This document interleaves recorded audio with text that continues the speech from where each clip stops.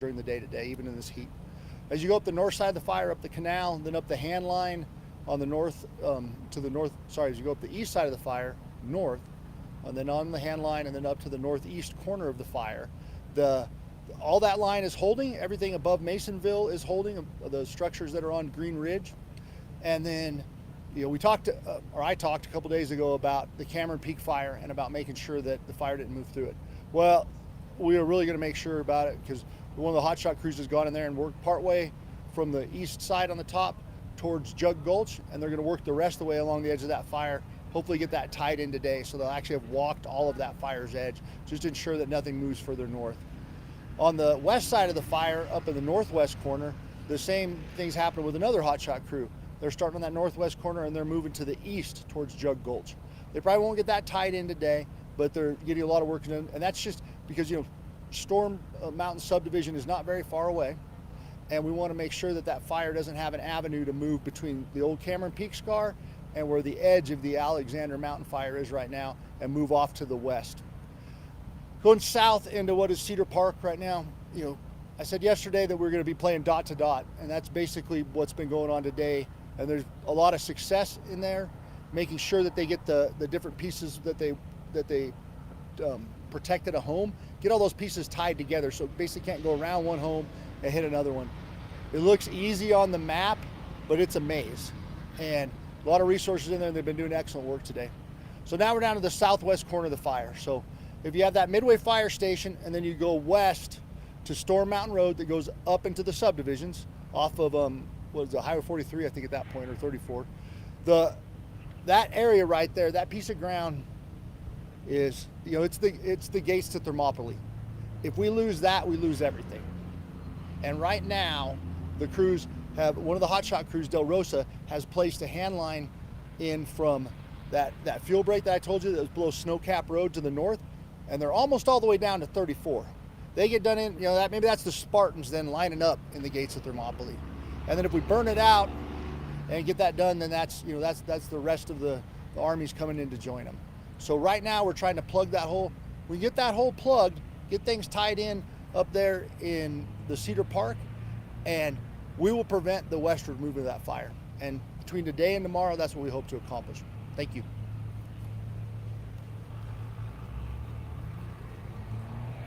Good afternoon, Jason Sieg, SIEG, Acting Forest Supervisor for the Arapahoe and Roosevelt National Forests and Pawnee National Grassland.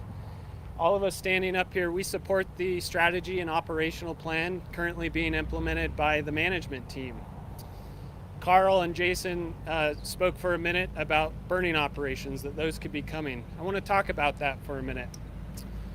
Fire is a tool, and it can have benefits. In this case, on this incident, on that southwest corner, a planned burning operation could be used to secure that crucial section of the fire.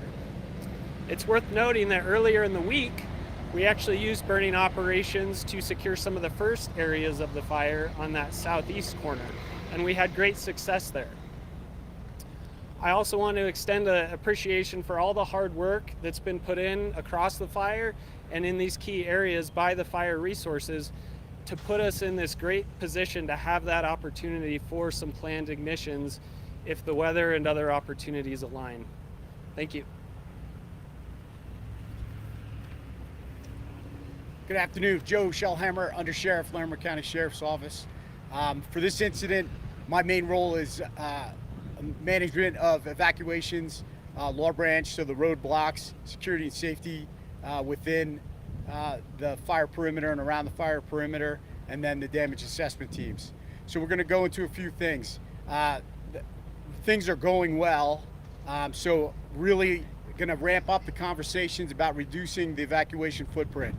So we're going to have some tonight, and then we'll have some more tomorrow morning, and then if things stay on the track that they're staying on, we're probably going to reduce that footprint tomorrow afternoon at some time.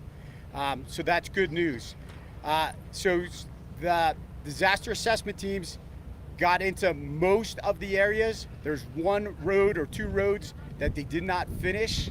So there's no new structures damaged from that first report, but that number will go up a little bit because they're going to go back in tomorrow morning and finish that up. So we get that done tomorrow morning. The number's going to go up a little bit, but they're not new ones. They're just ones they didn't get to because of fire behavior when they were in there last time. So I want to make sure that's super clear. So when you see that number go up, it's not because of new fire, new damage. It's just they didn't get in there. So we make sure that's clear. For the neighborhoods that are off of Storm Mountain, Storm Mountain Road, Cedar Park and Storm Mountain. Getting back in there is going to be a little bit different and a little bit more difficult. So we're going to set up a credentialing system to get in there. We don't want to have other people going in there besides the residents. So we want to make sure that credentials are going to be set up and start looking for that information moving forward. It'll be put out by the Joint Information Center so we can make sure that people have time to get up there and deal with the things they have to deal with, the loss they have to deal with, and have some time to work through that. So look for that to come out in the next couple days. That doesn't mean once you get them that the door is going to be open up there, but we're getting closer. So credentialing, and then as we move through the week, then getting people back in there. I do have a million thank yous, but there's a few that I got to just call out. These hotshot crews, these all-star teams are just doing amazing work. Del Rosa, Big Bear, Geronimo, and Globe. And if you could just imagine at 97 degrees, digging a trench for 5, 6, 7 miles, and then turning around and walking back through that with fire around you. They're just incredible. The work that I'm watching these young men and women doing are just amazing, and I'm just proud to be around them, and them, the work that they're doing. We can't say thank you enough. Another big thank you to the engine companies, the modules, everyone that's up there. They are in sync. They are working hard. They're getting the job done. I've been in law enforcement for 32 years, been dealing with disasters for 32 years, and this team is in sync. The men and women here are just incredible work ethic, and I'm humbled to be around them. Two last thank yous, the community. At night when we're in camp and we're talking to people, when the firefighters go to buy a soda over at the gas station or somewhere, the community is just so grateful and appreciative, and that is motivating this whole camp to really put this thing to bed and make this disaster go away. And I just want to say thank you to the community. It's again humbling and super motivating. So keep that up, and thank you very much. And then the last thank you I got is to this leadership team, just an amazing group of men and women, really dialed in and getting things right. And each day, miracle things are happening each day because of this leadership behind me. And thank you very much, and thank you for messaging that. Okay, thanks. So up next, we'll just do a quick Q&A. We'll probably give it about 15 minutes or so.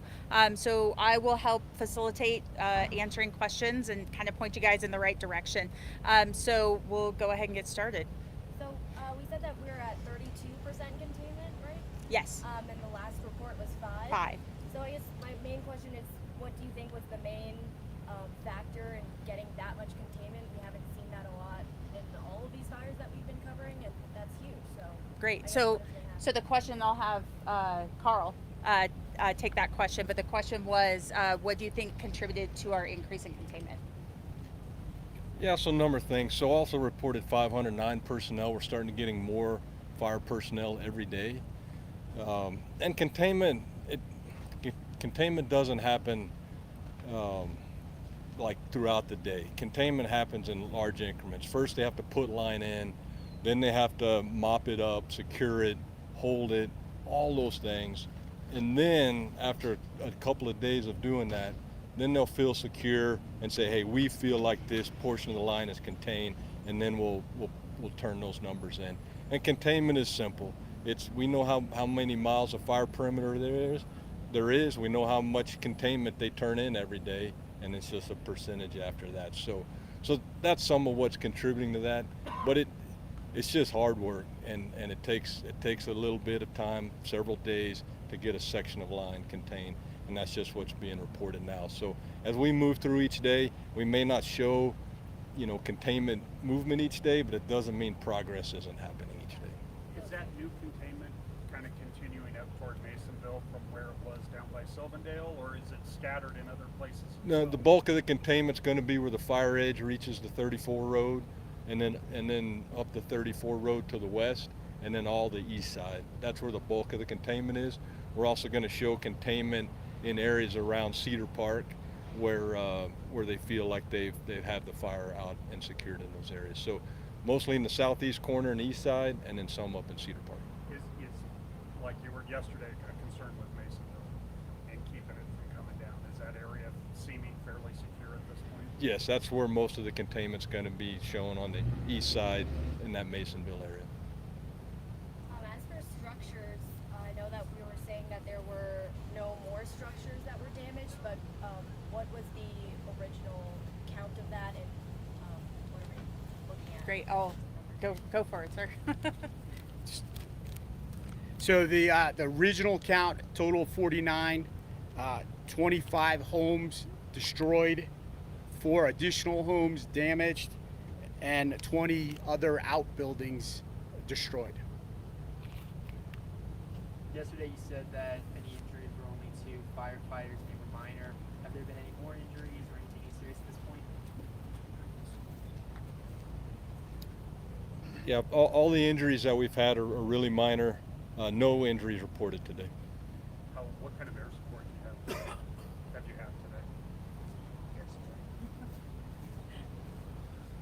So I think, as we talked about a couple days ago, it varies throughout the day. There were some emerging incidents up in Wyoming that took the scoopers for a while. But right now, at last count, we had 2 heavy helicopters and 2 of the scoopers working. And the great thing about the scoopers, especially on that 34 part, is that they deliver water with violence. They come in low and they put it out as a slug, and they have a thermal camera on the front, an infrared camera. So instead of creating a line that the fire is going to move towards, they can actually help us in those flashy fuels put that fire out. Now, when you're doing that and you have crews on slopes like this, you have to be cautious. And it looks like there's maybe some state assets working really hard to be able to get those on the fire tomorrow that will help us additionally. You mentioned some of those, the air support was taken over to Wyoming. That battle for resources, is that still ongoing? Is that still a concern for you guys at all? The battle for air resources will go on until the snow flies, because when there's an emerging incident, it's advantageous to all of us to keep that incident small. So while we incorporate air resources into our plans, we don't plan on air resources, because like this fire was threatening homes immediately. They got shipped off. It just happens. It happens every day. And so we're glad when it doesn't, but we don't plan for it not happening, if that makes sense. Is there any update on the investigation into the cause of this fire?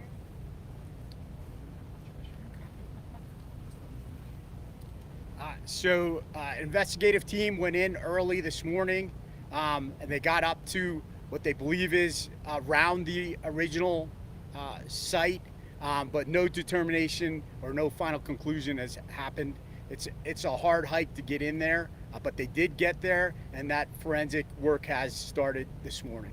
Could you tell us a little bit more about where that site is? Is it like up on the mountain, Alexander Mountain? It's up on the mountain, Alexander, right underneath where that first column came out. Is there any indication that it was caused by humans or intentionally caused? Or I haven't been debriefed by that team yet, so I don't want to speculate on that. And you said, forensic investigators. And the Forest Service investigators all went as a team. So Sheriff's Office employees and Forest Service investigators all went together up there to really take a hard look at that and come out with the right conclusion. Okay. I don't know if you guys have numbers in any way, but just for perspective, can you say how many homes have been saved up in that Cedar Park area, or how many total exist up there? I don't have the total exist, but a high majority of them are still undamaged and well and okay, and people's vehicles are I would say, I don't want to put a percentage on there, but more than 90%. Even in areas where the fire has moved through when there were crews Yeah, doing those spot protection. The crews did amazing jobs. The houses that I have no idea how they got saved, those crews saved them. And you look all around it, and it looks like the surface of the moon. And those crews were able to save those houses and those structures. I'm just amazed. When I was up there just a little while ago, and how they saved them, I don't know, but they did amazing work. Any other questions?